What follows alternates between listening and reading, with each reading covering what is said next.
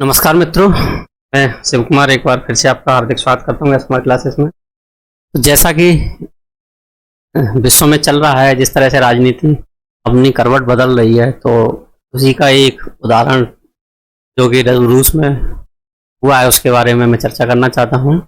रूस में ब्लास्ट में दरिया दुगीना की मौत हुई है। तो इनकी मौत हुई है और इनके पीछे का क्या कारण है और इससे क्या क्या दुष्परिणाम हो सकते हैं, इस सबको जानने के लिए इनके बारे में जानने की कोशिश करते हैं। तो ये जो दरिया दुगीना है, इनके पिता का नाम अलेक्जेंडर दुगिन है, जो एक लेखक हैं। इन्होंने बहुत सी किताबें लिखी हैं, लेकिन इनकी लिखी हुई एक किताब जो बहुत ही ज़्यादा चर्चित है, उसका नाम है भू राजनीतिक की नींव।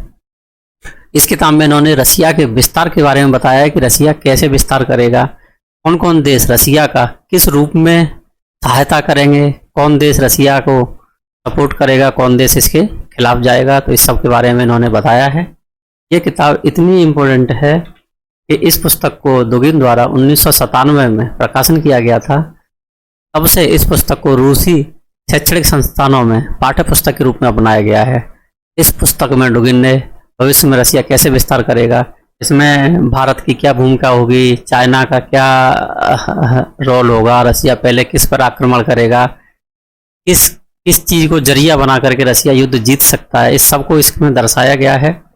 तो इन्हीं को जो आजकल कहा जा रहा है कि इनको पुतिन का दिमाग कहा जा रहा है, एक्चुअली ये पुतिन का दिमाग नहीं, क्योंकि जो भी लीडर आएगा नया वो इनकी किताब को फॉलो तो करेगा ही। तो ये तो पूरे रसिया का ही दिमाग हुए ना, ये अकेले पुतिन का दिमाग नहीं है। तो कोई भी पुतिन रहे या पुतिन के बाद कोई भी लीडर आएगा तो वो सब इनकी पुस्तक को तो फॉलो करेंगे, क्योंकि इन्होंने पूरा रसिया के विस्तार के बारे में बताया गया है।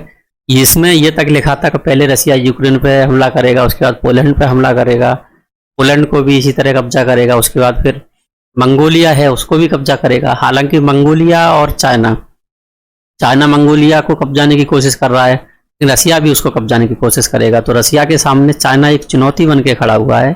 इसीलिए इस पुस्तक में उसने ये भी लिखा है कि चाइना को अगर रसिया को टैकल करना है तो चाइना को उसके दक्षिण में फंसा के रहे। चीन सागर की बात होती है तो रसिया चाइना के सपोर्ट में ही रहता है, क्योंकि रसिया चाहता है कि चाइना उधर बिजी रहे, चाइना इधर की तरफ मंगोलिया की तरफ ना आए। तो रसिया अपना जब तक काम कर लेगा उसके।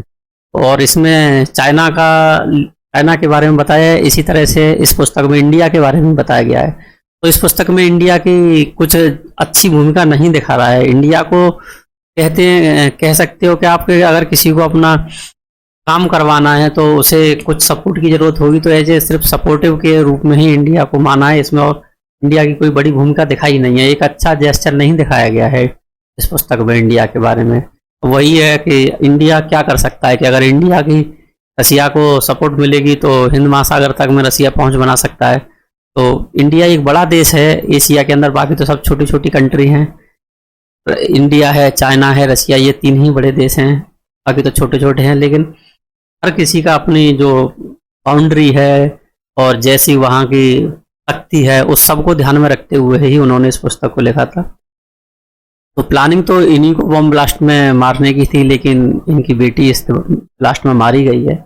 और ये जो कदम उठाया गया है, अब किसने उठाया ये तो नहीं कह सकते, लेकिन ये जो कदम उठाया ये बहुत ही गलत कदम उठाया गया है, क्योंकि जो यूक्रेन का युद्ध चल रहा था वो तो चल ही रहा था। आपको पता होगा कुछ दिनों पहले जो यूनाइटेड नेशन होता है वहाँ पे वहाँ के जो अध्यक्ष होते हैं उन्होंने बोला भी था कि हमारी एक गलती पूरे विश्व को युद्ध में झोंक सकती है। तो एक गलती वो यही हो सकती है। अब इससे सामने वाला जो लीडर है उसका दिमाग थोड़ा बदल सकता है, और ये भी हो सकता है कि पुतिन को ये भी दिख रहा है कि अब ये इतने पे उतर आए हैं तो इनकी जान को खतरा हो सकता है। तो अगर कह सकते हो कि मरता क्या ना करता, तो पुतिन या कहाँ तक ले जा सकते हैं, इसके बारे में थोड़ा सोचना पड़ेगा। विश्व समुदाय को भी सोचना पड़ेगा, क्योंकि युद्ध कभी भी शांति नहीं लेके आ सकता है।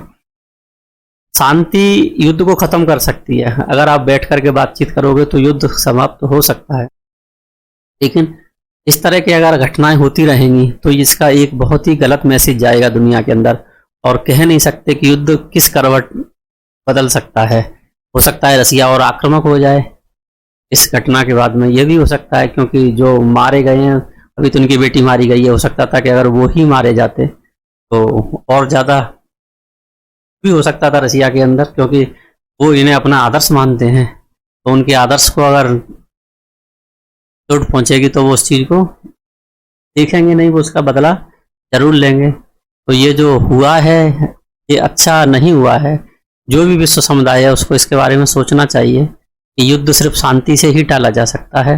बैठ करके बातचीत की जाए, हो सकता है दोनों देशों को मनाया जाए क्या है क्या नहीं। यूक्रेन को भी अपनी जिद छोड़नी चाहिए थी। यूक्रेन अपना लगा था कि हम नाटो में शामिल होंगे, या यूक्रेन को किसी से युद्ध ही नहीं करना था, रसिया बार बार मना कर रहा था, तो वो भी थोड़ा इस चीज़ की सोचते। क्योंकि अब हर देश, जैसे हम पड़ोस अपने घरों में रहते हैं तो पड़ोसी पड़ोसी के काम आता है, और पड़ोसी ही पड़ोसी के खिलाफ चला जाएगा तो उसका तो जीना दुश्वार हो जाएगा। तो रसिया और यूक्रेन तो पड़ोसी हैं एक तरह से। तो मैं यही कहना चाहूँगा कि ऐसी घटना भविष्य में ना हो। आगे देखते हैं क्या होता है, क्या डिसीजन लिया जाता है।